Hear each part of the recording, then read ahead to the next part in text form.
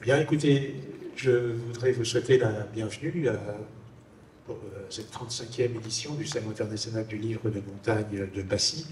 Et cette matinée va s'ouvrir sur une table ronde portant à la fois sur la bande dessinée et sur l'illustration sur les livres de montagne. On sait que la montagne est une source d'inspiration inépuisable et que le 9e art s'est approprié l'espace pour amener petits et grands à réfléchir sur la futilité des exploits, la maîtrise des risques et la proximité de la mort qui apprend à valoriser la vie. Par leur verve et leur talent, les scénaristes et les dessinateurs sont de brillants auteurs et souvent de véritables artistes. Et la bande dessinée est aujourd'hui communément appelé le 9e art. Et on évoquait tout à l'heure le fait qu'une illustratrice de bande dessinée, Catherine Meurice, avait été élue récemment à l'Académie des Beaux-Arts, ce qui montre toute la valeur de ce genre littéraire à part entière, qui s'intéresse donc à toutes les générations, qui permet aussi d'illustrer les contextes parfois, et qui permet aussi aux auteurs, aux scénaristes, de s'inscrire dans une œuvre réelle en proposant des dessins originaux, des textes originaux pour justement faire passer des messages, parce que ce ne sont pas simplement des dessins, mais c'est aussi le témoignage d'une époque, le témoignage d'une expérience, le témoignage d'une frange de l'histoire que l'on tient à raconter. Alors, je tiens tout d'abord à excuser Franck Abadi qui est souffrant et qui devait animer cette table ronde avec ses invités. Et nous avons continué le projet en invitant Nicolas Julot, qui est donc auteur de bande dessinée, à la fois dessinateur et scénariste, et qui a eu l'année dernière le Grand Prix de la bande dessinée de montagne décerné ici même pour ce très bel album Les Paradis Inaccessibles. Et il était également l'auteur de l'affiche de cette année que vous pouvez voir en arrière-fond, où vous pouvez lire dans sa boule de cristal quels seront les prochains sujets que nous aborderons ici même dans les salons à venir. Et puis, nous avons un illustrateur, Franck de Beaumarchais, qui est, lui, un illustrateur d'albums, c'est son 2e album, et il est inspiré plutôt par les oiseaux et les enfants, et il nous expliquera tout à l'heure quelles sont ses motivations et comment il en est venu à l'illustration, alors qu'il était plutôt un ardent sportif, puisqu'il était à la fois moniteur de voile et moniteur de ski. Donc, je voudrais vraiment demander à Nicolas Julot comment il est venu à la bande dessinée et comment il a pu être amené à inventer des histoires pour donner du plaisir à la fois aux enfants et aux adultes, avec Les Paradis Inaccessibles, plutôt pour toutes les générations, et Hector Crapahut, plutôt pour les enfants. Et bonjour à tout le monde. Voilà, donc moi, la bande dessinée, moi je suis tombé dedans quand j'étais tout petit. J'ai toujours lu de la BD, voilà, j'ai toujours dessiné, donc naturellement, voilà, quand on me demandait qu'est-ce que vous voulez faire plus tard, je disais de la BD. Je me suis jamais posé trop de questions, donc je lisais beaucoup toute l'école belge, les Spirou, Tintin et compagnie. Et puis voilà, donc quand j'ai eu après avoir le bac, je me suis mis à essayer de faire les études nécessaires pour pouvoir faire de la BD. Et donc, voilà, donc c'est assez simple mon parcours. Alors après, pour faire de la BD, entre vouloir en faire et pouvoir en faire, c'est plus compliqué. Parce qu'on n'est pas tout seul. Le marché de la BD, il est vraiment saturé. Hein. Les éditeurs le disent, il y a beaucoup trop de BD qui sortent par an, donc on ne peut pas tout éditer. Donc c'est très très dur de faire son trou là-dedans. Voilà, donc j'ai mis un peu de temps avant d'arriver à sortir des albums. J'ai beaucoup travaillé dans la presse, je faisais des BD pour la presse, des choses comme ça, mais pour vraiment sortir un album, ça fait à peu près 10 ans que j'arrive à sortir un album à peu près par an. Donc voilà, c'est quelque chose, je suis un jeune auteur de BD, mais voilà, qui n'est pas tout jeune finalement. Voilà, donc quant à la montagne, bah, en fait, moi je suis un dessinateur, je ne suis pas un scénariste, hein, je n'ai pas du tout fait d'études de scénario. Mais voilà, à force d'attendre des scénarios, bah, au bout d'un moment, je me suis dit, bah, je vais les écrire moi-même. Et puis, étant donné que je suis un passionné de montagne, je me suis dit, bah, autant parler de choses qu'on connaît bien, qu'on aime. Donc, je me suis mis à écrire sur la montagne. Et finalement, il n'y a pas tant de ça de BD sur la montagne. Donc, voilà pourquoi je dessine sur la montagne. Et puis, finalement, ça marche, ça plaît bien. Donc, autant continuer là-dedans. Donc la BD, il faut pouvoir en faire, il faut aussi pouvoir en vivre. Donc effectivement, le marché est saturé, mais comment s'y prend-on alors pour écouler tout son stock? Il faut avoir des prix, et des prix prestigieux, comme le Grand Prix de la bande dessinée du Salon de Passy. Cela a un impact sur les ventes? Pour être franc, non. non, mais ça fait super plaisir d'avoir un prix. Alors après, pour en vivre, pour être franc, je crois qu'il y a 10% seulement des auteurs de BD qui arrivent à vivre de la BD. On est obligé d'avoir un autre métier. Alors bon, moi j'ai eu la chance d'arriver à travailler dans l'illustration. Et puis je fais beaucoup d'interventions dans les écoles, dans les colonies de vacances, tout ça. Mais vivre de la BD, c'est très dur. Il faut en vendre beaucoup parce qu'on a un tout petit pourcentage. Moi j'ai 8% sur les ventes. Ça fait à peu près entre 50 centimes et 1 euro des boîtes par album. Donc voilà, pour rentabiliser 3 ans de boulot sur ça, il faut que j'en vende énormément. Donc c'est très dur. Donc il faut arriver à trouver d'autres choses à côté pour en vivre. Et puis voilà, si on a des prix, en effet, ça peut booster un peu le truc. Mais ça fait toujours plaisir. Après, c'est sûr que c'est une reconnaissance de notre boulot. Donc j'avoue que c'est vraiment agréable. Donc voilà, il a amené un carton de livres, donc effectivement le message est passé, il faudra effectivement les acheter. Et puis vous dire aussi que ce sera une très bonne prévention des troubles musculo-squelettiques, hein, de repartir avec un carton vide, et ça lui permettra effectivement d'avoir toute la liberté dans les membres supérieurs pour pouvoir continuer à dessiner. Voilà, et nous accueillons, bonjour, Hervé Desdemeures, qui lui est aussi est illustrateur et qui nous dira comment il travaille et comment il exerce son art en direction des plus jeunes, en les faisant travailler sur les marmottes, par exemple, lors d'animation à ce salon de Passy.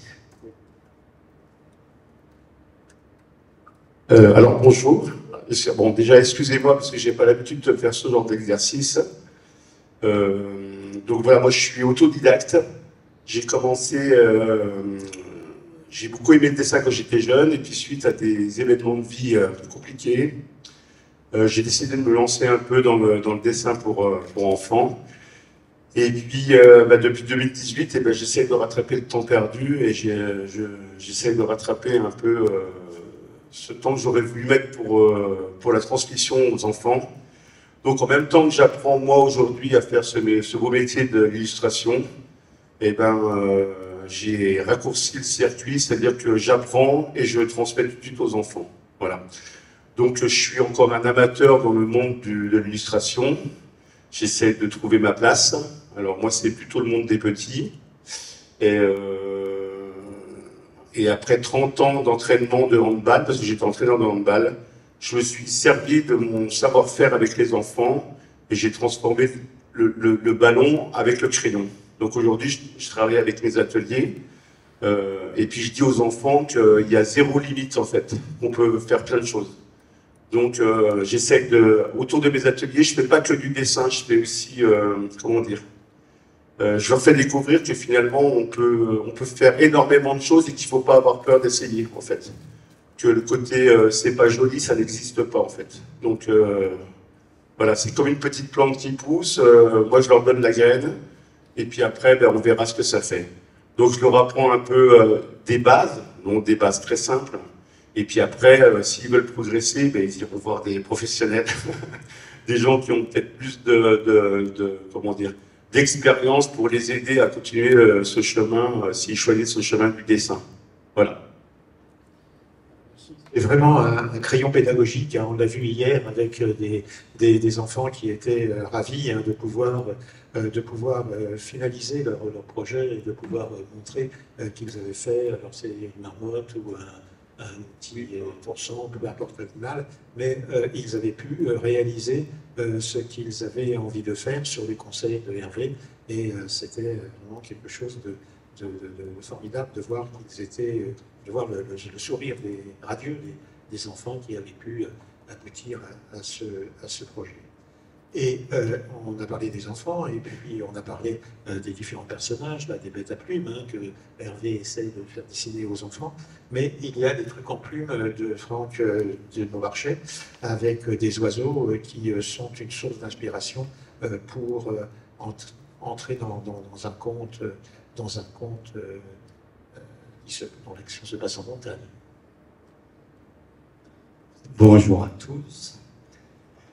Effectivement, alors moi, pour me présenter rapidement, comme présenté, je suis moniteur de ski d'hiver, donc je dessine depuis mon enfance, et effectivement, par mon métier, en étant en nature toute l'année, mon esprit vagabonde, et j'écris, donc je suis auteur-illustrateur, j'écris mes propres histoires, avec une inspiration sur les mythes, les légendes. Je crée mes légendes de montagne, je crée des mythes de montagne. Et de là, je vais nourrir un peu les albums. Donc, ayant des enfants et étant dans l'éducation, ayant pas moi-même d'enfants, je contribue à leur donner quelque chose. Et cet album a été inspiré de rencontres sur Chamonix, où j'ai vécu une dizaine d'années. Et c'était un personnage et d'ailleurs le personnage existe toujours, il fait partie de la communauté des ski bums. Alors les ski bums, c'est une communauté un peu hippie qu'on appelle par définition les sans domicile fixe du ski. Ce sont des gens qui viennent un peu de partout du monde entier et qui viennent juste pour la saison d'hiver, pour skier, vraiment pour pratiquer la montagne. Et des passionnés avec vraiment une connexion avec la nature. Et de ce personnage qui s'appelle Michael Schaefer, Bird par son surnom, qui a aussi inspiré une grande marque de ski par son esprit de liberté, j'ai pris le pas et j'ai voulu écrire une histoire à propos d'une enfant qui cherche son identité lorsqu'on est adolescent, à vouloir trouver cette part face aux autres et trouver sa liberté. Et donc, la métaphore par l'oiseau et la nature.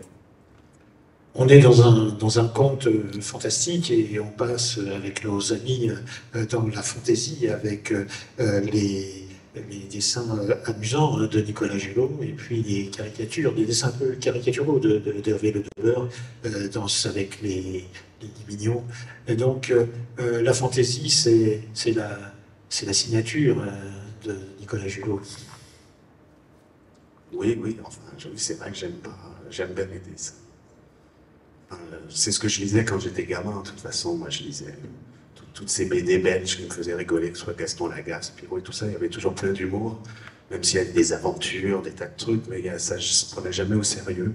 Donc moi, je suis nourri de tout ça, et c'est vrai que par force des choses, mes BD, il y a toujours un peu du décalage, et j'aime bien faire rigoler et au moins sourire. Voilà, c'est ça. Et je pense que je le dis toujours, même quand j'essaye de faire des histoires sérieuses, finalement, les gens rigolent. Donc, bon, je pense qu'inconsciemment, je n'arrive pas à me prendre au sérieux.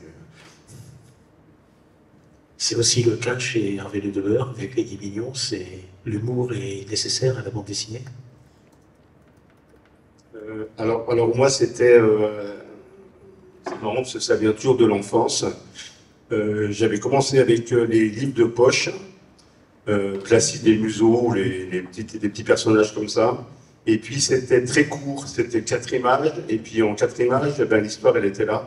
Il y avait très peu de texte parce que moi j'étais intellectuellement feignant. Je n'aimais pas lire. Donc je me nourrissais beaucoup d'images. Et puis après, ben, je suis passé à Gaston Lagaffe. Ben, je crois qu'on est un peu tous sur le même parcours, hein, à l'école belge et tout. Et puis ces scénarios très humoristiques. puis en même temps qui nous apprenait aussi plein de choses, parce que par l'humour, on peut aussi faire transmettre beaucoup de messages. Donc moi, Légumes c'était surtout pour faire des petits messages, des petites morales, pas des morales, des petits rappels de valeurs ou de choses comme ça, ou autrement des histoires un peu, comment on appelait ça, où il y a un taquin, quoi. Je voulais pas mettre de méchants, je voulais pas mettre de sorcières, je voulais sortir de ces scénarios un peu où on met des zombies un peu partout aujourd'hui. Et donc, j'ai décidé de faire des livres où il y aurait que des gentils. Parce que je me dis qu'après tout, pourquoi pas faire un monde de gentils aussi, parce que les méchants, il y en a un petit peu marre. Donc, mais j'ai quand même glissé un taquin. Et puis, je pars du principe que moi, le taquin, c'est pas un méchant, c'est quelqu'un qui veut qu'on fasse attention à lui, puis qui va faire des bêtises. Donc, j'ai un petit personnage qui s'appelle Boulet, et puis il porte bien son nom, je pense. Et voilà, il fait plein de bêtises, et puis il arrive plein de choses, et puis finalement, c'est devenu un peu le personnage préféré des enfants. Alors du coup, j'ai multiplié ces catastrophes par 2, par 3, par 4, quoi, parce que plus il y arrive des bêtises, et plus les enfants, ils adorent ça. Voilà. Donc c'est le petit personnage auquel on s'attache beaucoup. Je pense que Nicolas Gillot va confirmer, parce que ces personnages aussi ne sont pas forcément dans les rails de la bienséance. Oui, la bienséance, je ne sais pas trop, mais c'est vrai que là, j'ai créé un personnage c'est un peu mon personnage, Hector Crapahut. Inconsciemment, il paraît que c'est moi, tout le monde me dit que c'est moi, mais je pense qu'inconsciemment, on se dessine toujours. Et là, bon, j'ai fait d'autres BD, on va dire, un peu plus sérieuses. Là, c'est vraiment Hector Crapahut, c'était vraiment du gag, voilà, sans aucun avant. Enfin, voilà, c'est vraiment juste fait pour rigoler, pour déconner. Donc, voilà, ça, c'est un exercice. L'exercice du gag n'est pas évident, parce qu'en une page, il faut arriver à créer une histoire et normalement à faire rire à la fin. Mais c'est un exercice que j'aime bien, et là, dans cet exercice-là, vraiment, je me défoule complètement, parce que j'essaie de pousser le gag à son maximum, et autant dans un album, quand on fait une histoire, on l'écrit, ensuite on la storyboard, en fait, c'est très précis, et une fois qu'on commence à la dessiner, normalement, tout est très précis, il n'y a pas voilà, alors que là, quand je fais mes gags, ils évoluent constamment, et des fois, je commence à dessiner la première image, à la dernière image, j'ai déjà changé, parce que tout en dessinant, je retrouve des idées, en dessinant un truc, ça me dit, ah, tiens, si je faisais ça aussi. Voilà, c'est un exercice où on évolue beaucoup. Donc j'aime bien cet exercice, et en effet, oui, c'est vraiment ce que je dis, c'est de la déconnade. Je trouve que le gag, tel qu'on peut l'apprécier dans Hector Crapahut, s'apparente un peu à la nouvelle que l'on retrouve en littérature. C'est-à-dire que c'est un texte court, en l'occurrence là une ou deux planches, pas plus, mais avec à la fin une chute amusante, que l'on n'a pas forcément vu venir, et qui déclenche un excès de rire. Donc c'est réussi, et ça s'apparente tout à fait à la nouvelle. La nouvelle n'étant pas un récit, il faut vraiment qu'il y ait à la fin quelque chose qui fasse rebondir, qui fasse réagir. L'humour est vraiment une nécessité, mais il faut... Comment trouve-t-on les ressorts pour être amusant de texte en texte? Hervé, pour les mignons, ils sont... Alors, moi, je pense qu'on est inspiré par ce qui nous entoure, surtout. Au quotidien, on vit des choses, on voit des choses, on entend des choses, et puis je pense que l'inconscient, il se nourrit de tout ça. Et puis, à un moment donné, alors je ne sais pas comment ça se passe pour mes collègues, mais bon, moi, dans ma tête, après, il y a plein de choses qui se passent, et puis des scénarios catastrophes, des choses. Et puis, je prends vite un crayon, puis je commence à noter des petites idées. Puis après, ça va être le fil conducteur, en fait. Je suis d'accord avec toi, c'est que des fois, on part, et puis on ne sait pas où ça va nous emmener, et puis on essaye, on voit, on crayonne, et puis on se dit, ouais, tiens, c'est chouette comme histoire. Moi, je pense que déjà, le premier que ça doit faire rire, c'est nous-mêmes, déjà. Je pense que si on arrive déjà à se faire rire soi-même, on se dit, tiens, je vais avoir un public pour ça, parce que des fois, je me dis, je suis un peu foufou, quoi, parce que je me dis, j'ai un de ces trucs, c'est quand même assez... On est un petit peu en décalage, j'ai l'impression, quoi. On prend la vie avec de l'humour, avec de la rigolade, parce que j'ai l'impression que la vie, des fois, c'est pas très sérieux, en fait, quoi. Et puis justement, de redevenir pas très sérieux, ça permet de rendre la vie plus légère, en tous les cas en ce qui me concerne. Voilà. La bande dessinée n'est pas nécessairement drôle. L'année dernière, nous avons décerné un prix de la bande dessinée à Manan Yasteli, qui est un dessinateur iranien, qui, à travers les différentes planches de son ouvrage, décrivait la souffrance de ses contemporains qui fuyaient la dictature en menant des aventures à la marge, certes, mais qui montraient toutes les difficultés qui étaient les leurs et les situations dramatiques dans lesquelles ils se débattaient pour fuir la dictature iranienne. Et cela montre que la bande dessinée est parfois destinée à diffuser des messages ou à transmettre certaines leçons de l'histoire. Et il y a un exemple qui nous touche tous et que l'on a tous été des lecteurs attentifs, ce sont les aventures de Tintin. Tintin était le témoin de son temps, hein, et toutes les aventures auxquelles il a participé étaient inscrites dans l'histoire de son temps. Et ça, c'est vraiment un atout de la bande dessinée, parce que la bande dessinée peut amener à la lecture d'autres ouvrages. Je veux dire, on va commencer par un ouvrage amusant, ou par un ouvrage de réflexion, un ouvrage à substratum historique comme Tintin, ou comme Les Paradis inaccessibles, et cela va donner envie d'aller plus loin dans ses habitudes de lecture. Oui, la BD maintenant, c'est vraiment un art qui est très très vaste. Enfin, moi, à mon époque, la BD belge, c'était vraiment de la BD. Bon, on disait que c'était pour les enfants. C'était vraiment très masculin aussi. Hein, c'était pas pour les filles. Et maintenant, la BD, c'est devenu. Enfin, il y a plein de trucs différents. Il y a ce qu'on appelle le roman graphique. Bon, c'est le côté un peu intello de la BD, mais c'est le même principe, c'est de la BD. Et maintenant, il y a de quoi rigoler, il y a de quoi réfléchir, il y a toute une BD maintenant, il y a plein d'autrices qui font de la BD, donc il y a de la BD très féminine, on va dire. Et ben voilà, donc maintenant, le spectre, il est très très large. Dans la bande dessinée, le texte est intégré au dessin, c'est-à-dire qu'il y a le dessin et puis une bulle qui vient s'incorporer sur le dessin. Dans l'illustration, c'est tout à fait différent parce qu'il y a un texte et le dessin vient en appoint du texte. Ou bien alors c'est peut-être le contraire. Comment est-ce que tu procèdes? Est-ce que tu fais d'abord le texte, ensuite les dessins, ou d'abord le dessin et ensuite le texte en disant bah tiens, finalement, le dessin m'évoque une certaine histoire et donc je vais broder sur ce dessin? Alors pour rebondir sur ce qu'il disait, moi je suis pas un mec marrant en fait. J'écris de la poésie, donc c'est totalement différent. Mais effectivement, j'écris mes textes d'abord et j'illustre ensuite les passages.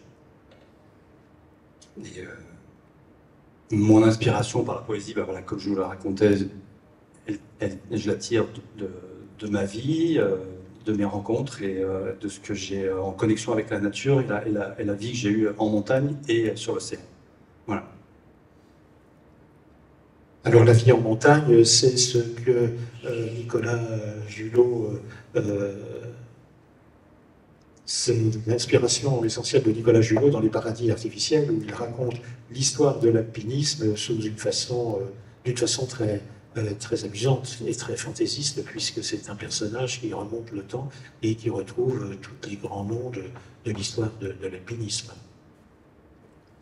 Oui, donc ces Paradis inaccessibles, ça a été mon gros projet. Hein, ça m'a pris quasiment 10 ans. Au moment où je l'ai écrit et au moment où il est sorti, c'est passé quasiment 10 ans. Donc c'est un projet qui m'a occupé une bonne partie de mon existence. Et en effet, j'ai voulu raconter un peu... Enfin, moi, j'adore la montagne, bien sûr, je fais pas mal de montagne d'alpinisme. Et j'ai toujours été fasciné par les premiers ascensionnistes. Quand on fait le Mont Blanc, bon, maintenant c'est la queue leu-leu, mais à l'époque, je me dis, les premiers qui sont montés là-haut, alors qu'ils n'avaient pas de matériel, ils ne savaient pas du tout ce que ça pouvait donner. Enfin, ça m'a toujours fasciné, donc j'ai voulu raconter ça.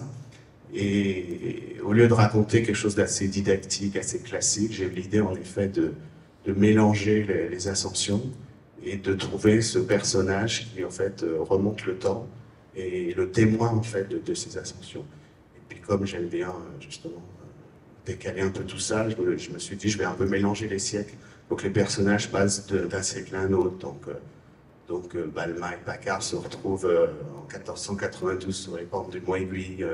Hilary se retrouve à Chamonix en 1786. Voilà, donc en fait je me suis amusé, voilà. Mais on suit quand même les ascensions, il y a une base qui est historique, qui est réelle, mais je me suis amusé à décaler ça un peu. Donc ça c'était un gros projet, il y a 120 pages. Donc bon, en boulot c'est 3 ans de boulot, mais c'est un truc qui m'a pris 10 ans parce que bon, je ne trouvais pas du tout d'éditeur au début. Donc je l'ai laissé tomber, je le reprenais de temps en temps.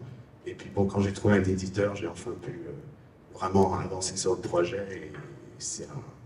Oui, enfin, tous les gens qui font de la BD vous diront que la BD c'est vraiment un travail de fou furieux, mais enfin, il faut être patient.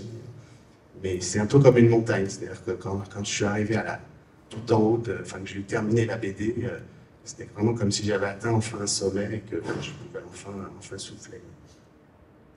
Alors on retrouve dans cette bande dessinée Antoine Deville sur les échelles du Mont Aiguille en 1492, je crois. Et en fait, je vais faire le malin, hein, mais j'ai animé l'autre jour une rencontre littéraire avec un spécialiste du Vercors qui était formel sur le fait qu'Antoine Deville n'était pas monté sur des échelles, mais en fait sur des échafaudages. Et c'est une succession d'échafaudages qui lui avait permis d'atteindre le sommet du Mont Aiguille. Pour une raison très simple, c'est qu'à cette époque, il y avait déjà des bâtisseurs de cathédrales et qu'il a atteint le sommet du Mont Aiguille en s'inspirant de ce que faisaient les bâtisseurs de cathédrales qui montaient encore plus vite que Sylvain Tesson et encore plus haut avec les matériels encore plus sophistiqués insolublement. Tu confirmes, non? Oui, c'est la première fois que j'entends ça, pour être franc, mais c'est tout à fait vrai. Mais moi, j'avoue que pour le Mont Aiguille, autant les autres ascensions, j'avais des bouquins, même des photos pour tout ce qui est sur l'Everest et tout.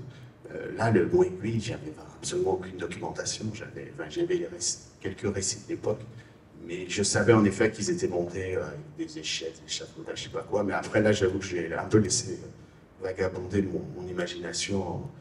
Je suis tout à fait conscient que ce que j'ai dessiné n'est peut-être pas tout à fait réel. Mais c'est vrai que oui, c'est tout à fait possible que ça soit pas vraiment comme je les ai marqués. Enfin, moi, j'ai vraiment dessiné des successions d'échelles, un peu comme une via ferrata. Mais c'est tout à fait possible que ce soit des espèces d'échafaudages, comme on peut voir sur une façade en réflexion, tout à fait. Je ne sais pas si c'est vrai, mais comme je suis bon public et que je gobe assez naïvement ce que l'on dit, je trouvais que c'était plausible. Donc voilà, je retransmets l'information, puisque finalement, c'est ça dans le livre, hein, c'est un espace d'échange et puis de transmission du savoir. On l'a bien vu hier avec la conférence d'Étienne Klein. Donc effectivement, on est là dans le partage des connaissances. Donc voilà, qu'elles soient bonnes ou mauvaises d'ailleurs, ça c'est à vous de voir. Bon, ça, les références historiques, ce n'est peut-être pas l'attention première des Guy Mignon. Ah non. Alors non, absolument pas. Moi, je suis impressionné par le travail des gens qui font des dessins historiques avec des histoires, parce qu'il y a une vraie recherche de documents, et j'ai vu travailler des gens sur ces projets-là. Ouais, effectivement, c'est un gros travail. Et je ne sais pas si les gens se rendent compte de tout ça, mais le texte, le dessin, la recherche documents, tout ça, c'est impressionnant. Donc moi, vous avez compris, j'en étais pas là. Hein. Moi, c'était des petits légumes, donc il n'y a pas de grande recherche à faire. Et puis comme je suis novice un peu dans ce monde, ben j'évolue tout doucement. En fait, je pousse comme un légume, en fait, quoi. Donc je suis encore pas à maturité. Et c'est pour ça que j'accompagne les enfants dans mes projets, parce que je me dis, ça sera eux le relais de tout ça, parce que voilà, moi j'ai déjà bien, j'ai avancé un peu en âge. Et puis je me dis que plus je vais faire des petits dessinateurs là, et plus je me dis qu'il va y avoir quelqu'un qui va prendre le relais, puis qui va peut-être emmener mes petits personnages un peu plus loin, dans quelque chose de peut-être d'un peu plus abouti. Alors voilà, moi c'est un peu mon projet. C'est pas que le dessin en lui-même, c'est surtout la transmission. J'ai toujours adoré transmettre. Jusqu'à maintenant, je transmettais le sport, le handball. Et puis je pense que c'est dans ma personnalité d'être comme ça, quoi. C'est-à-dire que j'apprends et je rends. J'ai une maman qui m'a dit tu apprends, tu te sers et après tu rends. Donc c'est la boucle vertueuse en fait, quoi. C'est que le petit savoir que j'ai aujourd'hui en dessin, et tout de suite je le donne aux enfants parce que eux ils ont toute la vie devant eux pour faire évoluer cette graine encore plus haut, quoi. Voilà. C'est ma façon d'être. Le sport est une bonne porte d'entrée dans la bande dessinée ou dans l'illustration. Je crois qu'on est très similaires tous les deux, parce que voilà, on a été enseignants dans le sport. Et moi, la transmission, j'y suis assez sensible. Et je trouve que l'oralité s'est beaucoup perdue. On raconte de moins en moins tout ce qui est nos légendes voilà, régionales. Alors, on raconte toujours des histoires aux enfants, mais ce qui tient des légendes de nos régions se perd un peu. Et ce qui crée le caractère voilà, d'une localité. Alors, j'essaie voilà, moi de partir là-dedans et de retrouver cette oralité, de retrouver cette transmission voilà, en inventant des histoires, des légendes, et de pouvoir, à la lecture, de pouvoir se reconnecter avec un monde naturel qui nous entoure. Voilà, c'est important effectivement de transmettre et de transmettre des messages. Et cela me permet d'adresser un clin d'œil à Michel Saint-Illan, qui est un dessinateur et illustrateur qui est venu au Salon du Livre lors des 34 premières éditions, mais qui cette année n'a pas pu venir pour des raisons de santé. Je voudrais lui adresser un message d'amitié et vous rappeler que cette année, il sort aux éditions de l'Association des Amis de Nova un album intitulé Montagne de portables. Donc là encore, c'est un message de fondateur de la vie en société qui est transmis par la bande dessinée. Et la bande dessinée, c'est vraiment la voie d'accès au mieux vivre et au mieux vivre ensemble.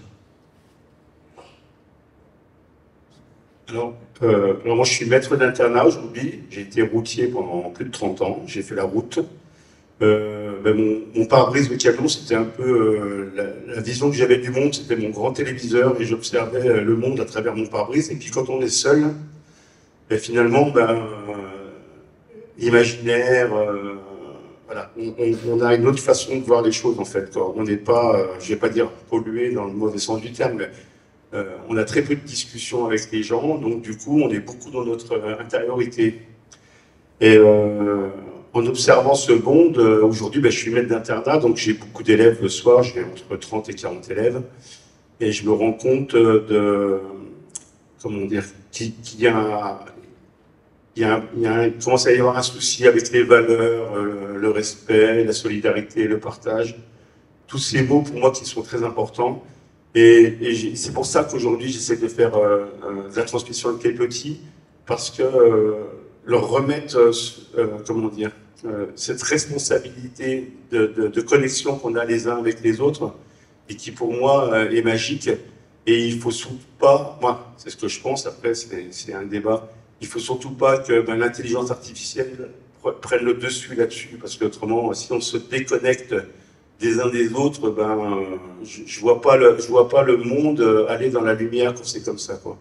Et je vous promets que le soir, quand je vois les jeunes qui sont tous sur leur téléphone et qu'il n'y a plus d'interaction entre eux, personnellement, moi, ça me fait vraiment peur, quoi. Donc, c'est pour ça aussi que je fais des ateliers, que je remets les enfants dans des choses concrètes, manuelles, le crayon, la fabrication de choses, essayer le soir de poser tout ça et puis de réinventer le monde.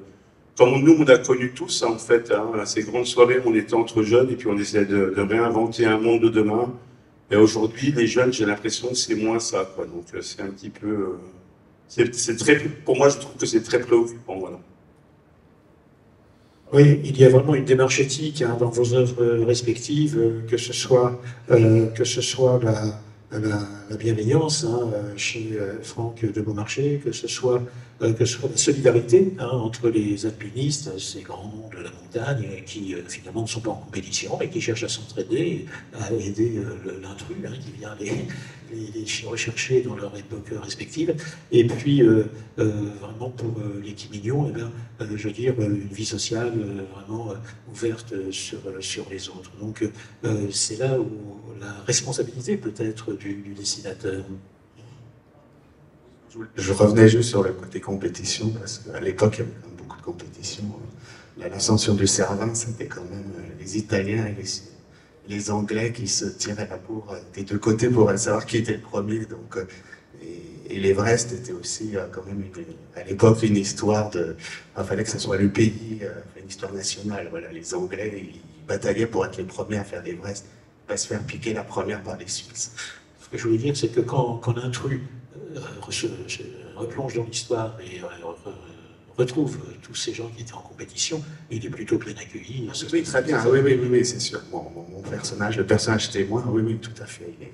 Il est témoin et puis il est bien accepté par ces gens-là. Voilà, ce qui n'est pas le cas partout et ce qui n'est pas le cas dans les textes, dans d'autres textes, hein, dans d'autres romans que l'on a pu lire cette année et que l'on peut découvrir où il y a effectivement peut-être plus d'ostracisme, parce que finalement c'est le sens même du roman, hein, c'est de raconter des histoires qui ne se passent pas forcément très bien. Or, dans vos histoires, finalement, c'est un moment de bonheur, parce que ça se finit toujours bien. Moi, oui, je sais pas, oui. Moi, les histoires se terminent bien, mais oui. On essaye. Bah oui, moi aussi. Moi, je leur fais vivre des choses assez agréables, donc ça va, c'est sympa. C'est vrai qu'on se plonge dans des environnements et dans une création. Ça demande beaucoup de temps. Expliquer où on va chercher ça pour essayer de capter le public, ce serait difficile à expliquer. En tout cas, du moment où on écrit pour soi et on dessine pour soi, il est probable que quelqu'un sera conquis par l'histoire. Ça, c'est ma... Voilà. Je ne suis pas tout seul, je ne me sens pas... j'ai une individualité, une singularité, mais je ne suis pas tout seul. Donc, je pense qu'il y a beaucoup de gens qui seront touchés par l'histoire. Et je pense qu'on le fait pour nous d'abord, et ensuite, en espérant, voilà, évidemment, comme il y a une économie derrière, il faut que ça puisse marcher. Mais voilà, du moment où on se fait plaisir, et je pense que le plaisir va se ressentir à travers les dessins et l'écriture que l'on va apporter. Alors, l'équipe Mignon sont des témoins de leur temps, mais ils n'ont pas de portable. Non.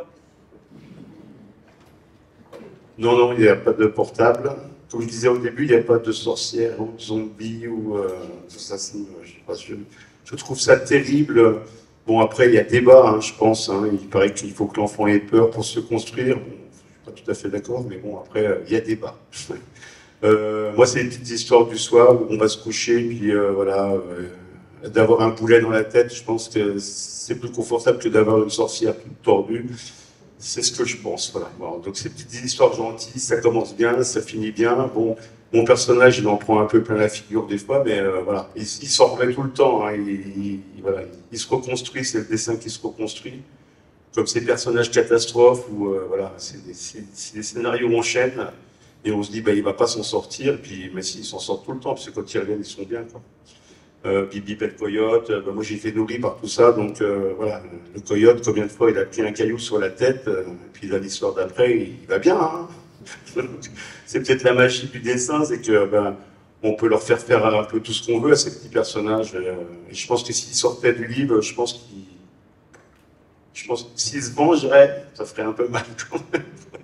Si c'était eux qui nous dessinaient, je pense qu'on s'en prendrait plein la figure aussi, quoi. Donc voilà, c'est un univers incroyable, quoi, parce que voilà, on a un crayon, on a des histoires, on les met sur la page, et puis moi en tous les cas, je vis des instants incroyables. Jamais j'aurais pensé de ma vie un jour pouvoir faire des livres et puis les partager avec le public, parce que c'était vraiment pas... j'ai pas été un élève sérieux, en français zéro, en mathématiques, voilà. Plus vite j'ai été faire un CAP et plus vite c'était bien pour mes professeurs parce qu'ils n'en pouvaient plus de moi. On m'a mis plein de limitations, on m'a dit que j'arriverais pas à faire ceci, cela. Donc ça a mis quand même 48 ans, et puis au bout de 48 ans, suite à un événement assez compliqué de ma vie, de santé, et je me suis dit, bon, allez, c'est parti, on y va. Et puis là, aujourd'hui, je fais des salons du livre, je rencontre voilà, des professionnels du dessin, eux m'apportent aussi leur savoir-faire, il y a un vrai partage, je rencontre des gens super, et je pense que dans le monde de la BD, il y a plein de gens super. Et donc voilà, pourvu que le rêve continue, parce que pour l'instant, moi, je suis sur mon petit nuage, quoi. Voilà. Et cet univers de rêve, on le retrouve, cet univers de rêve, cet univers amusant, hein, cet univers bienveillant, etc.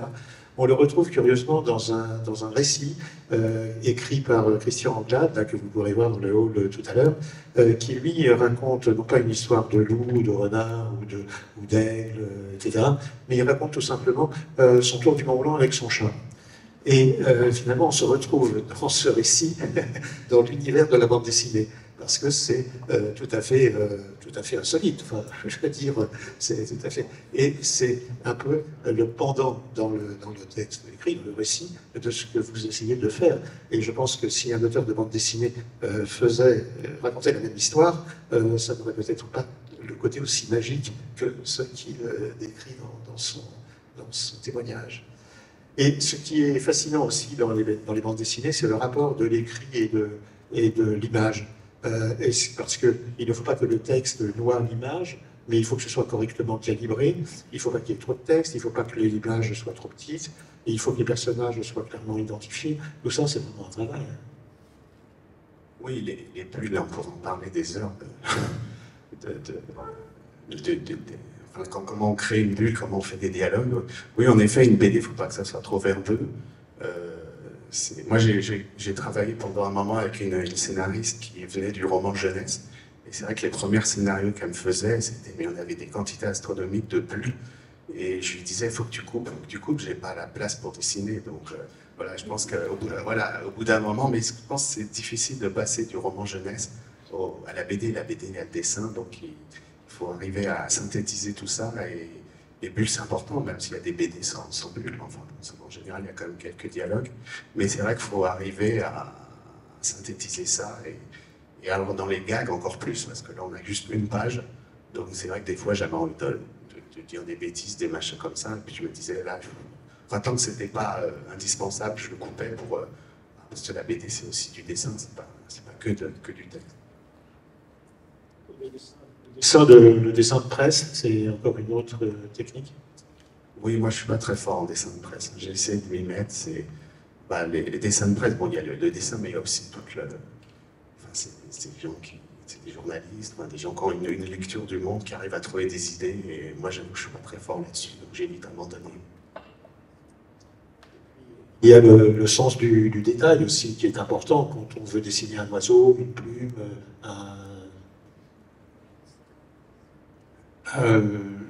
Après, la technique, elle est propre à chacun.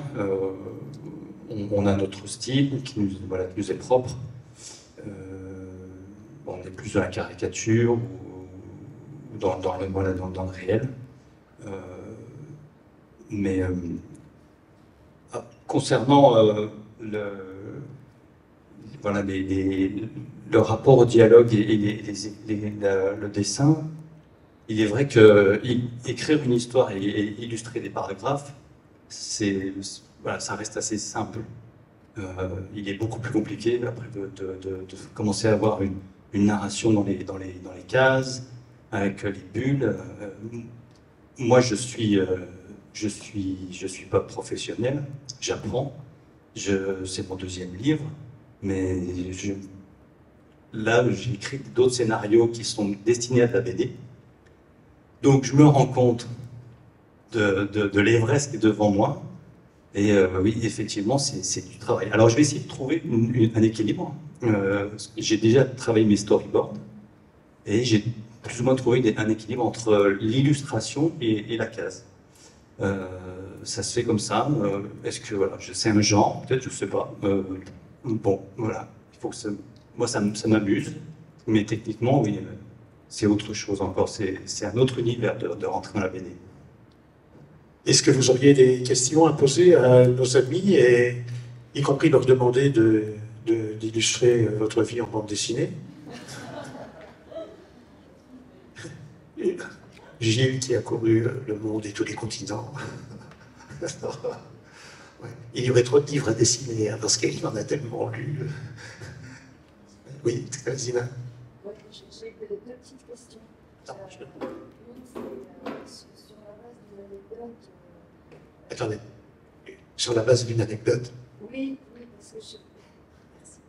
parce que bon, je suis allée au festival d'Angoulême, je vais de temps en temps, de la BD d'Angoulême, et puis la boutique du musée de la BD, j'ai voulu savoir ce qu'ils avaient comme BD de montagne. Alors déjà, quand j'ai posé cette question, j'ai compris que, je sais pas, c'était, voilà, donc, mais elle parle de quoi? Et en fait, le seul truc qui m'est montré, je crois, c'est le Sommet des Dieux, enfin de Taniguchi, qui est le manga bien connu, voilà. Il y avait que ça, je crois. Et pourtant, il y avait plein de trucs pour les jeunes, tout ça, des montagnes, voilà. À Angoulême. Et ils sont bien fournis. Hein. Alors, du coup, je me dis, est-ce qu'il y a, c'est quoi le sens de la BD de montagne? Est-ce que ça a un sens? Est-ce que pour vous, ça a un sens? BD de montagne, ça voudrait dire quoi? Et puis l'autre question, elle est un petit peu plus technique, c'est que je suis toujours surprise de voir dans des BD, il y a le scénariste, ça je comprends, le dessinateur, je comprends, et puis le coloriste. Et pour moi, le dessin est indissociable de la couleur. Enfin, je ne suis pas dessinatrice du tout. Alors, je ne sais pas pour vous, comment vous imaginez, quand vous dessinez, vous avez la couleur, vous la faites après, avant, enfin, comment, voilà, sur ce côté-là. Oui, la couleur, en effet, il y a plein de dessinateurs qui, soit ils ne veulent pas prendre le temps de le faire, soit ça ne les intéresse pas. Moi, personnellement, je ne verrais pas ne pas faire la couleur. Moi, je fais toutes mes couleurs. Et c'est vrai, quand je fais un dessin, je le vois en couleur, je pense, inconsciemment dans ma tête. Même si après, quand je le mets en couleur, des fois, ça change, parce qu'on fait des essais, on cherche. Mais après, je pense que c'est aussi une histoire de temps, malheureusement, parce que les éditeurs demandent tellement des délais de fou que des fois, enfin, moi, je connais des dessinateurs, ils n'ont pas le temps, en fait. Il faut qu'ils abattent les planches, donc ils prennent un coloriste. Et après, moi, j'aurais du mal. Ouais. Moi, j'adore faire la couleur. Quand j'ai la BD de montagne, oui, juste. Bon, déjà, je suis étonné qu'il n'y ait pas Rochette, parce que Rochette, c'est quand même devenu une sommité. Ah, ouais. Mais sinon, après, la BD de montagne, oui, c'est de la BD, hein, que ce soit montagne ou d'autres choses. Enfin, je sais pas. Moi, je ne pense pas qu'il y a une catégorie BD de montagne. Enfin, c'est des histoires qui se passent en montagne. Mais après, je ne suis pas étonné, parce que moi, quand j'ai voulu essayer de vendre mon scénario, je pense que ça n'intéressait personne. La montagne, ça intéresse personne. Enfin, c'est à part Rochette qui a réussi à exploser là, mais sinon. Puis le fameux Sommet des Dieux, ça fait partie des deux trois trucs. Mais il y en a plein d'autres, des BD. Après la BD de montagne, moi c'est aussi pour ça que j'ai voulu faire Hector Krabalut. C'est que à chaque fois que je voyais soit un film, soit un livre, tout ça, c'était toujours des catastrophes en fait. C'était que je tombe dans une crevasse et que je me prends une avalanche. Et donc après, quand on me dit aux gens, je fais de l'alpinisme, oh, c'est dangereux. Je dis, mais non, la montagne, c'est tout le temps dangereux, il y a des moments magiques. Voilà. Enfin, c'est un univers qui est dangereux, mais si on fait attention, enfin bon, après, il y a toujours des risques. Mais voilà, moi, je voulais faire un truc où on rigole un peu de la montagne et ça ne fait pas que des horreurs tout le temps. C'est aussi un univers poétique. Alors, je rejoins Nicolas, c'est vrai que pourquoi sectoriser voilà, la BD dans la montagne? On a un récit, elle parle de montagne. Voilà. Et par contre, pour revenir à la question, moi je m'éclate au coloriage. C'est la grande attente. Quand je croque mes premiers, voilà, au crayon de papier, c'est ma grande attente de mettre tout ça en couleur. Parfois même, je le fais tout de suite directement en couleur. C'est vraiment le grand plaisir. Mais je pense que c'est l'est pour beaucoup.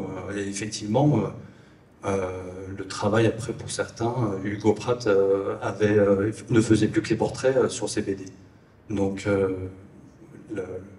quand on croule sous les planches, il y a un moment où on est dépris. Quelle technique vous avez?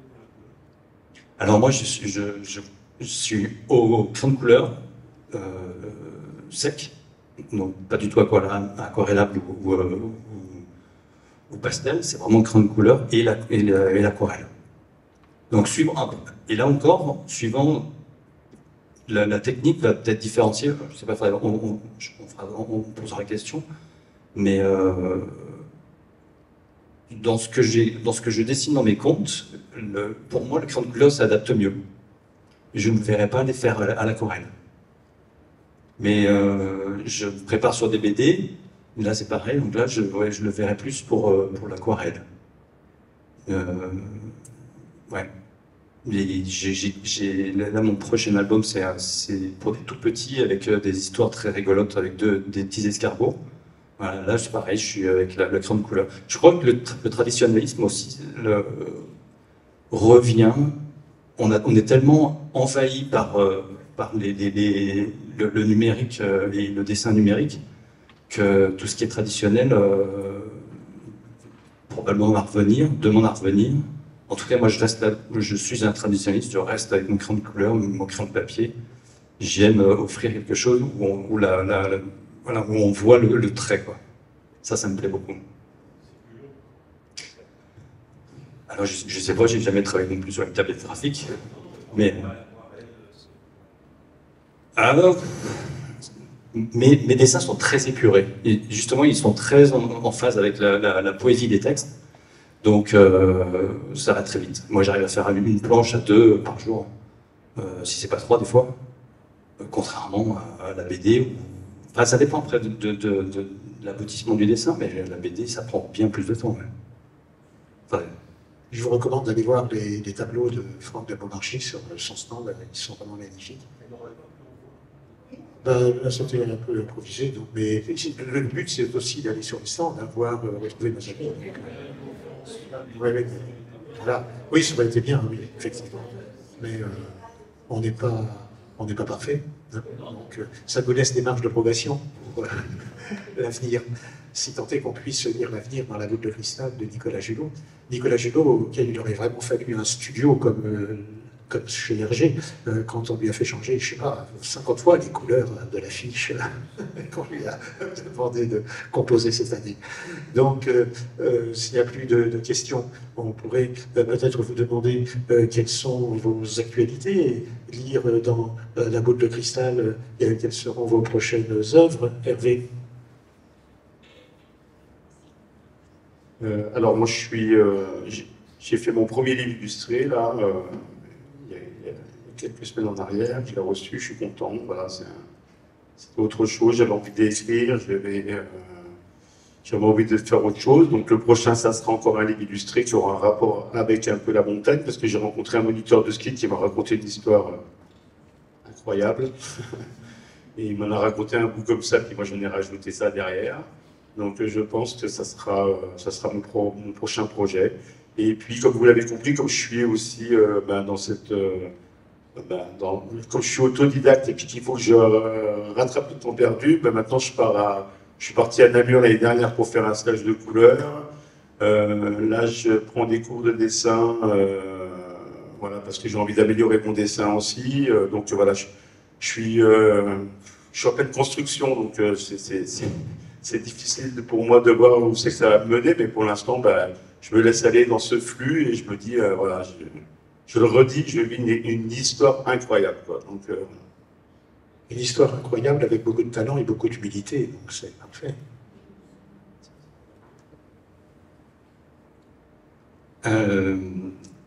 Donc moi, je me suis donné dans l'année d'écrire 3 scénarios. Au printemps, mai-juin, j'ai fini mes 3 scénarios. En amont, j'avais déjà écrit beaucoup de contes. Un conte, ça va très vite. Hein. Ça se tient sur une page, donc c'est l'écriture rapide.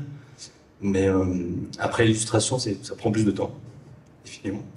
Mais dès qu'on rentre dans le domaine de la BD, c'est totalement différent parce qu'il y a du dialogue. Forcément, il y a des personnages, il y a vraiment une narration sur les cases et sur le texte.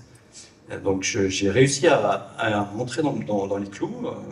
Donc l'avantage, c'est que moi je n'ai pas d'éditeur, je suis en auto-édition, donc je n'ai pas de pression.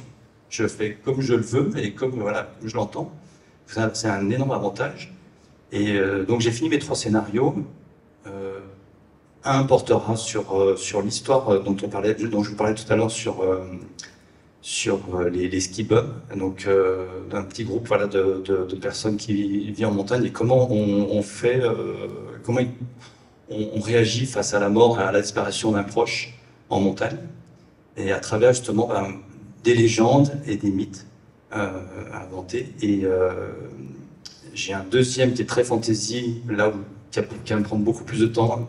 Et voilà, ça je me laisse le temps de le faire. J'ai beaucoup de personnages, donc je n'y suis pas encore. Et puis j'ai une histoire aussi des petites histoires que j'ai écrites pour les tout petits, avec mes petits escargots, parce que du coup mon pseudonyme c'est Berlu, qui s'appelle Berlu l'escargot.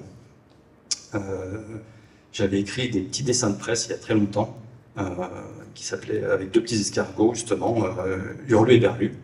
Et donc c'est devenu un peu mon pseudonyme. Voilà. Donc c'est prochainement, voilà, je sais pas quand, mais voilà, les storyboards sont en cours, donc j'espère pouvoir les produire rapidement, suivant.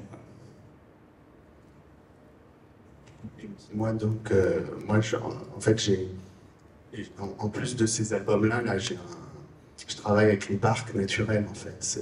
Donc il y a 10 ans, j'ai fait un premier album pour le parc de la Chartreuse qui a très bien marché, donc j'en ai fait, on en est à 4-5. Non, 4, ouais. Et là, je suis sur le 5e, justement. Voilà. Ils ont enfin trouvé un peu d'argent pour me payer un peu. Donc, je suis parti dedans. J'ai fait 12 pages et c'est un projet qui pourrait sortir. L'éditeur m'a dit qu'il voulait tout pour février, donc ça devrait être faisable. Et voilà, donc ça devrait sortir cet été. Et, enfin, l'été prochain. Et puis sinon, j'ai un autre scénario que, là, j'ai pas d'éditeur encore. Un scénario que j'ai écrit l'année dernière justement, c'était un peu en rapport avec l'affiche. J'ai une espèce de récit un peu d'anticipation. C'est un peu l'inverse de ma BD sur le passé. J'essaie de parler du futur et j'ai imaginé la montagne quand il n'y aura plus de neige, plus de glaciers, plus rien. On essaie de faire un truc pas trop anxiogène, un peu léger malgré tout, mais voilà, une espèce d'histoire où les gens partent essayer de trouver le dernier glacier, parce qu'il reste un glacier encore sur Terre. Il faut le trouver, et puis il y a bien sûr tous les problèmes inhérents à. Donc il n'y a plus de neige, plus rien, il n'y a plus d'eau, donc il y a une seule rivière, donc tout le monde se bataille pour l'eau, enfin c'est la guerre de l'eau, enfin voilà. Donc j'ai essayé de créer une histoire là-dessus. J'ai fait une douzaine de planches que j'ai mis de côté parce que là je suis parti sur ce projet de la Chartreuse. Mais bon, dès que je l'aurai terminé, je vais le reprendre ce projet et puis essayer de trouver un éditeur. Voilà. Bien, nous souhaitons à nos invités, Hervé, Franck, Nicolas, un avenir tout en couleurs et fait de bulles pétillantes. Voilà, merci.